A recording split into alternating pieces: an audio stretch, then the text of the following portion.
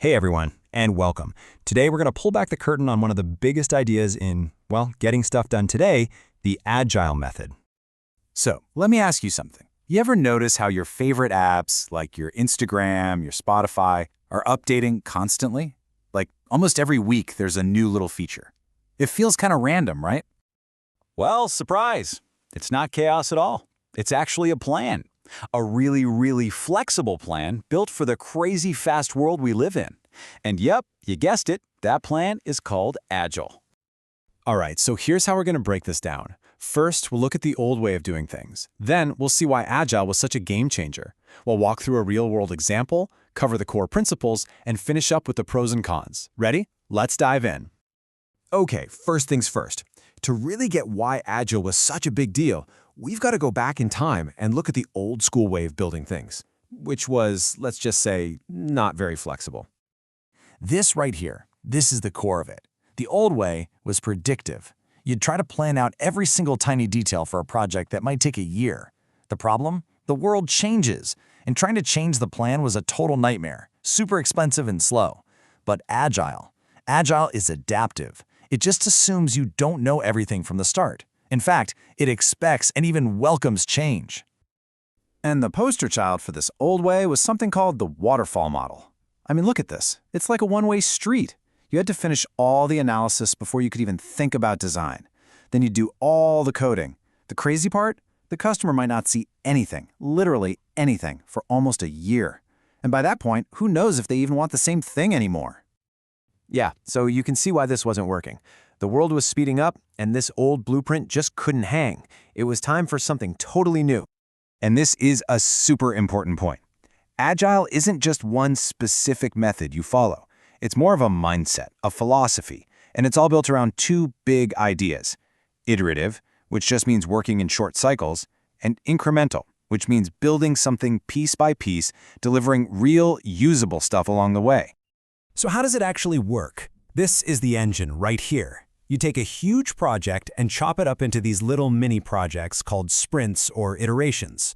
They're super short, like 1 to 3 weeks. And in that tiny window, you do a little bit of everything: planning, designing, coding, testing. Then, and this is the magic part, you deliver a small, working piece of the product. The customer gets to see it, touch it, and give you feedback, which then fuels the very next sprint. It's this awesome, continuous loop of build, learn, repeat. All right, that's enough theory. Let's make this super concrete. Let's pretend we're building an app you all know, say Instagram, but we're starting from scratch, the Agile way. Okay, so the client comes in and drops this wish list on us. They want the whole shebang. Now, in the old waterfall world, we'd say, great, see you in a year, and go try to build all of this in one go.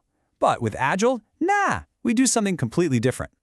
So for our very first sprint, let's say 2 or 3 weeks, we'd pick just the most critical features. Maybe that's follow/unfollow, edit profile, and search. At the end of those 3 weeks, we deliver a tiny but working version of the app. The customer gets to play with it, and maybe they say, you know what, the search is okay, but we really need messaging.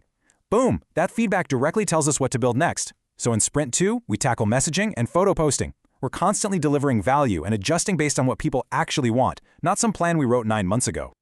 So this whole process isn't just random. It's all guided by these 4 core values, which were actually written down back in 2001 in something called the Agile Manifesto. First up, people over processes. It's a simple idea, right? That having smart, motivated people who can actually talk to each other is way more important than forcing them to follow a rigid rulebook or use some fancy software.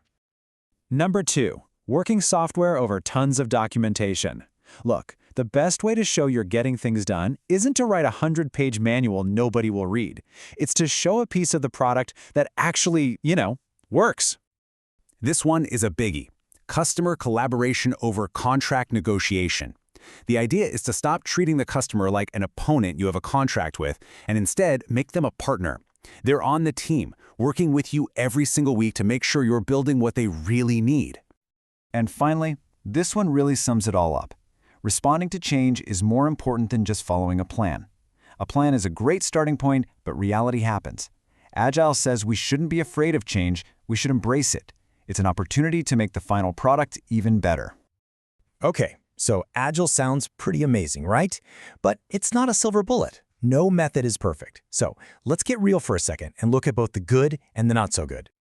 The pros are obvious, right? You get stuff out the door faster, customers are way happier because they're involved, and you can pivot on a dime. But there's a flip side. It absolutely needs the customer to be involved. If they're not clear or they ghost you, things can go sideways fast. And yeah, with less heavy documentation, it can be tougher when new people join the team. And that flexibility, without a strong leader, it can turn into scope creep, where the project just keeps growing and changing forever. But here's the key thing I really want you to walk away with. Agile might have started with software development, but it's so much bigger than that now. It's a mindset. This whole idea of breaking down big problems, working in short bursts, getting feedback, and adapting, you can apply that to pretty much anything. So that leaves me with one last thought for you. Think about your own work, or even your life. Whether it's a project at the office, learning an instrument, whatever. Where could you stop trying to plan the whole thing perfectly up front and just start doing something small? See how it goes and adapt from there. Just something to think about. Thanks for tuning in.